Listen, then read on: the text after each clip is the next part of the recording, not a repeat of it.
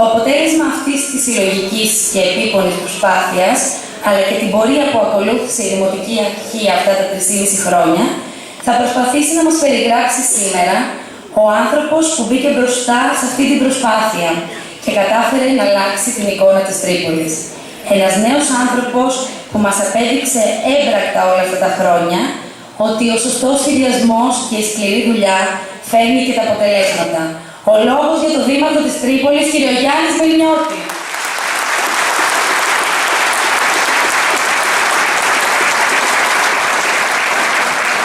Οι λέξεις δημιουργία, σχεδιασμός και πρόγραμμα ήταν καθημερινά στην ημερήσια διάταξη της Δημοτικής Αρχής. Χωρίς αποκλεισμούς, με σεβασμό στο παρελθόν και αξιοποιώντας όλες τις ευκαιρίες που της δόθηκαν, η παρούσα Δημοτική Αρχή κατάφερε να προσφέρει έργο στους πολίτες της Αρκαδικής πρωτεύουσας, αλλά και σε όλες τις τοπικές κοινότητες. Γι' αυτό το έργο θα μας μιλήσει σήμερα ο Δήμαρχος Τρίπολης, κ. Γιάννης Μελινιώτης, κάνοντας τον απολογισμό της θητείας του. Στο σημείο αυτό, παρακαλώ πολύ, να υποδεχτούμε τον Δήμαρχο της Τρίπολης, τον Δήμαρχο της Πρωτεύουσας της Πελοποννήσου, κ. Γιάννης Μελινιώτη. Σας ευχαριστώ θερμά για την απόψινή σας παρουσία εδώ. Είναι ιδιαίτερη τιμή για μένα και ταυτόχρονα ευτυχές γεγονός που μου δίνεται η ευκαιρία να συζητήσουμε και να δούμε την πορεία του Δήμου μας τα τελευταία περίπου 3,5 χρόνια. Μια πορεία που ήταν γεμάτη προκλήσεις και δυσκολίες, αλλά που σημαδεύτηκε και από σπουδαίες αλλαγές. Μια πορεία που τη χαράξαμε και τη διανύσαμε μαζί. Ο καθένας από το δικό του μετερίζει. Μια πορεία που συνεχίζεται και που οφείλουμε να τη συνεχίσουμε για μια νέα Τρίπολη όπως την υποσχεθήκαμε πριν τις εκλογές του 2010. Μια νέα Τρίπολη που άρχισε να παίρνει σάρκα και οστά, που βαδίζει σταθερά σε αυτή την αδυσόπιτη κρίση που κινείται προς το μέλλον, οχυρωμένη και δυνατή. Οι Τριπολίτισσες και οι Τριπολίτες το 2010 μας εμπιστεύτηκαν τη διοίκηση του πρώτου καλλικρατικού Δήμου Τρίπολης, ενός νέου, πρωτόγνωρου για τα ελληνικά δεδομένα εγχειρήματος στην τοπική αυτοδιοίκηση. Σήμερα βρισκόμαστε εδώ για δύο λόγους. Για να τους κοιτάξουμε στα μάτια και να τους τεκμηριώσουμε ότι τιμήσαμε την εμπιστοσύνη τους. Αλλά και να δούμε όσα καταφέραμε όλοι μαζί μέχρι σήμερα. Φίλες και φίλοι, μετά από 3,5 σχεδόν χρόνια σκληρής και μεθοδικής δουλειάς, είμαι περήφανος για το έργο που έχουμε να επιδείξουμε. Γιατί μπορώ να σας κοιτάω στα μάτια και να σας μιλώ για ένα προεκλογικό πρόγραμμα του 2010 που σήμερα στο σύνολό του έχει τηρηθεί. Ένα πρόγραμμα για το οποίο δεσμευτήκαμε και υλοποιήσαμε μέσα σε μειωμένη θητεία, σε πολλαπλάσιο Δήμο και με ελάχιστη χρηματοδότηση από το κράτος. Αυτές οι νέες παράμετροι δίνουν ακόμα μεγαλύτερη αξία στην προσπάθεια που έχει καταβληθεί, αλλά παράλληλα αφήνουν παρακαταθήκη για ένα ακόμα μεγαλύτερο αγώνα. Ο απολογισμός της θητείας μας είναι πλήρης και ειλικρινής. Σηματοδοτεί το παρόν και τη σκληρή δουλειά που έχουμε κάνει μέχρι σήμερα. Αποδεικνύει ότι εργαστήκαμε σκληρά, με στρατηγική, προγραμματισμό, μεθοδικότητα και διαφάνεια. Και φέραμε αυτά τα αποτελέσματα, τα οποία τα βλέπουν και ζουν καθημερινά κάτοικοι και επισκέπτες. Στον τομέα της ποιότητας ζωής, αλλάξαμε ριζικά το κέντρο της πόλης. Με τις πεζοδρομήσεις της Τάσου Οικειώτικης Εθνικής Αντίστασης, αλλά και με τη ριζική ανάπλαση της πλατείας Πετρινού. Ένα όραμα δεκαετιών έγινε πράξη μέσα σε μόλις 2,5 χρόνια. Μας λένε ότι βρήκαμε έτοιμες τις μελέτες. Ξέρετε τι βρήκαμε? Κάποια σχέδια. Και αυτά τα κρατήσαμε. Γιατί αν πηγαίναμε σε νέες μελέτες, θα έπρεπε να περιμένουμε άλλα 2 με 3 χρόνια. Και στη συνέχεια θα έπρεπε να περιμένουμε ακόμα 4 με 5 χρόνια να βρούμε χρήματα για την υλοποιήσουμε. Και αν τα βρίσκαμε. Η αλήθεια είναι μία. Στις 21 Τετάρτου του 2011 κάναμε το αίτημα χρηματοδότησης στο ΕΣΠΑ. Στις 17 Πέμπτου του 2011 εξασφαλίσαμε την ένταξη με απόφαση του τότε Γενικού Γραμματέα της Αποκεντρωμένης Διοίκησης του Τάσου Αποστολόπουλου, πριν καν περιέλθει η αρμοδιότητα διαχείρισης του ΕΣΠΑ στις ερετές περιφέρειες. Και ολοκληρώσαμε τις εργασίες μέσα σε λίγους μήνες. Το αποτέλεσμα είναι αυτό που βλέπουμε όλοι σήμερα. Ολοκληρώσαμε την ανάπλαση της πλατείας Άρεως. Όλοι γνωρίζουν την ιστορία της. Στάσιμη για 3 χρόνια. Ένα εργοτάξιο που μόνο θλίψη προκαλούσε σε όσους την έβλεπαν. Που θυσιάστηκε στο βωμό ίσως μικροπροληπτικών συμφερόντων.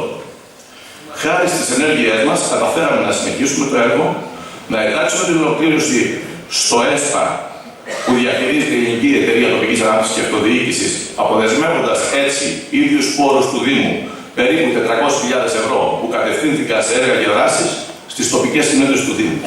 Παράλληλα, εντάξαμε στο ΕΣΠΑ της Περιφέρειας Πελοποννήσου, με απόφαση του Περιφερειάρχη Πέτρου Τατούλη, και ολοκληρώνουμε τη δεύτερη φάση της ανάπλασής της. Αυτός ήταν ο πρωταρχικός μας στόχος, να δώσουμε λύσεις στο πρόβλημα. Σήμερα τη χαίρονται πολίτες και επισκέπτες. Φίλες και φίλοι, οι πολίτες γνωρίζουν ότι καταφέραμε να υλοποιήσουμε το μεγαλύτερο έργο των τελευταίων ετών στην Τρίπολη, που δεν της αλλάζει μόνο όψη και αισθητική, αλλά της αλλάζει και την πορεία στην ιστορία. Αυτό είναι η αλήθεια. Καταλαβαίνουμε βέβαια ότι η πεζοδρόμηση άλλαξε τις συνήθειες της καθημερινότητας και κατάργησε θέσεις στάθμευσης. Για τον λόγο αυτό, μισθώσαμε 10 χώρους περιμετρικά του κέντρου και τους διαμορφώνουμε κατάλληλα, έτσι ώστε να μπορούν να χρησιμοποιηθούν ως θέσεις στάθμευσης.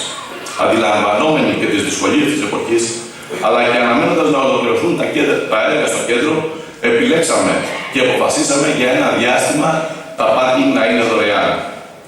Μόλις πριν λίγο καιρό, εφαρμόστηκε και εφαρμόζεται σταδιακά το μέτρο της ελεγχόμενης στάθμευσης, που πλέον βάζει σε τάξη και αναιρεί τις όποιες λειτουργίες. Το ίδιο κάναμε και στην κάτω αγορά. Παραλάβαμε μια γκρεμισμένη περιοχή χωρίς σχέδιο την επόμενη μέρα. Αποφασίσαμε να τη χρησιμοποιήσουμε αρχικά ως χώρο στάθμευσης, μέχρι να πραγματοποιηθεί μελέτη για την ανάδειξή της σε χώρο πρασίνου. Στο πλαίσιο αυτό, αξιοποιούμε τους νέους ανθρώπους, τους νέους επιστήμονες του Δήμου μας. Έχουμε στα χέρια μας συγκεκριμένη πρόταση από νέους μηχανικούς, που αναδεικνύει την παλιά κάτω αγορά σε χώρο αναψυχτή για τους δημότες. Έτσι, αντιλαμβανόμαστε τη συμμετοχή και την αξιοποίηση των νέων παιδιών.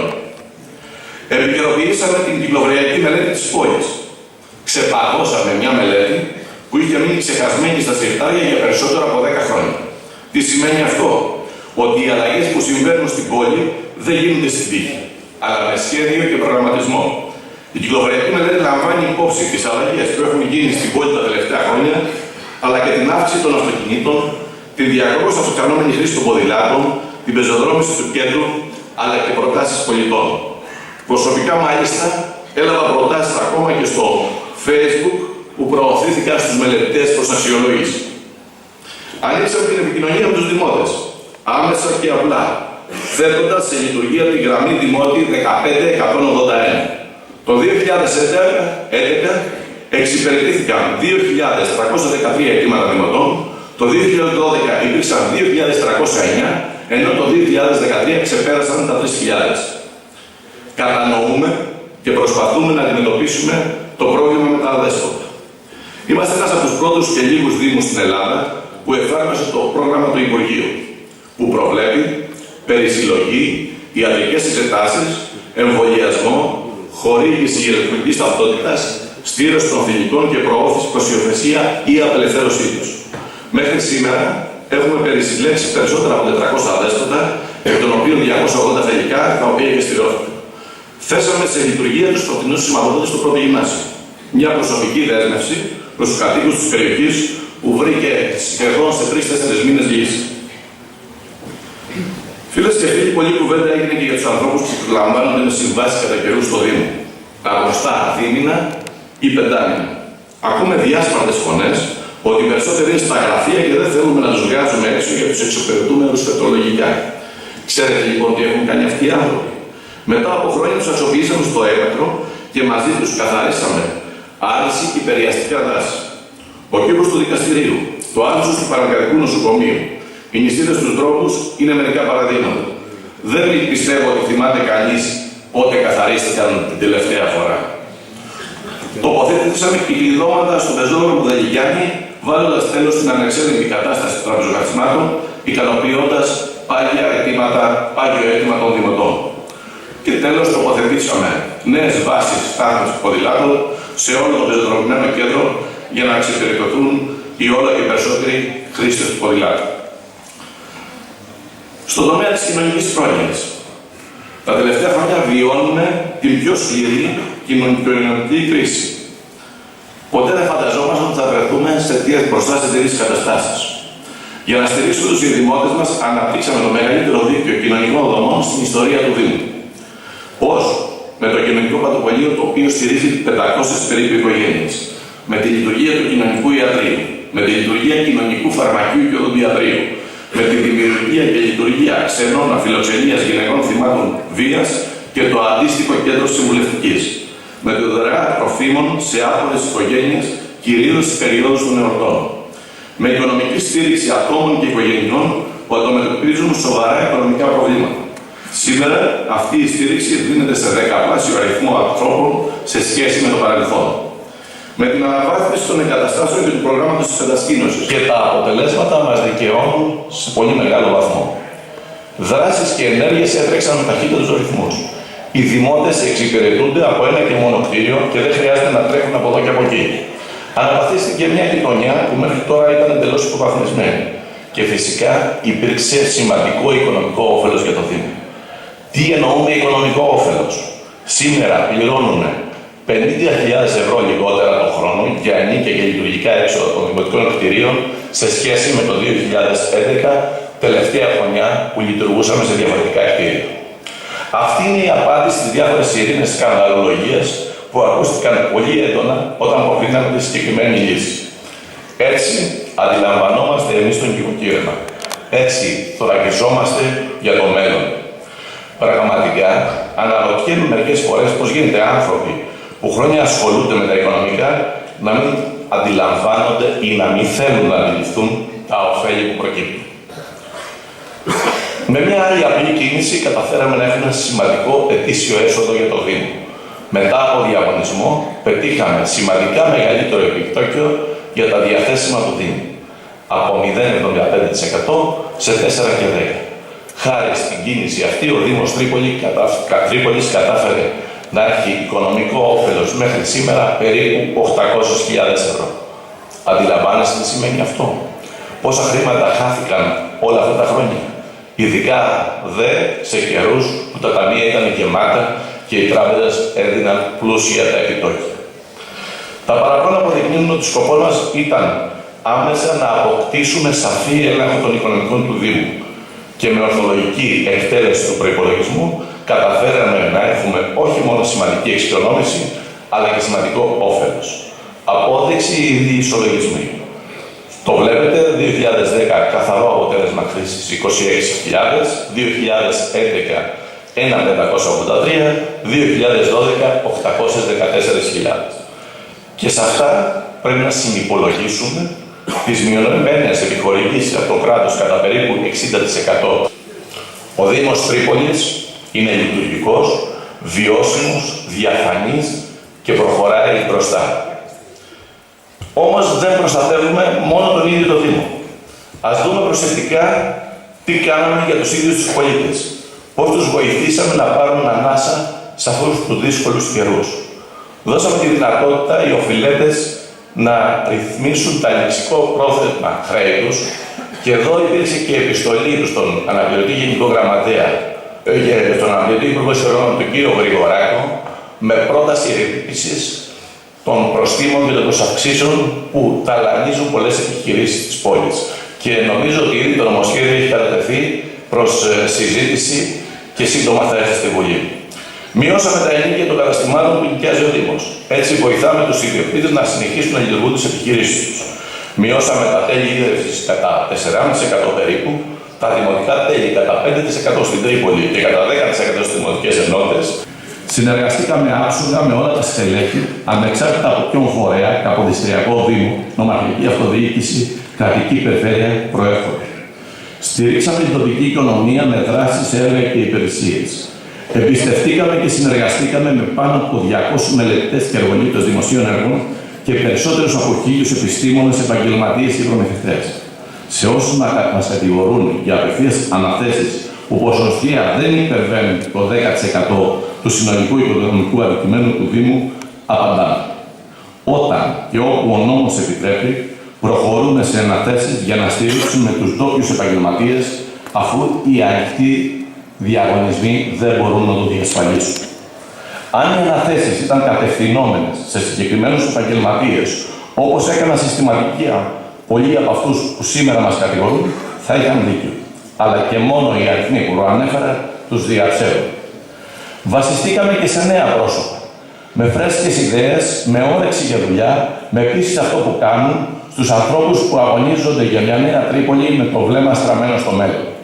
Σήμερα κάποιοι έρχονται να μας μιλήσουν για την Τρίπολη του αύριο. Έρχονται να μας πούν ότι ο τόπος χρειάζεται νέα πρόσωπα.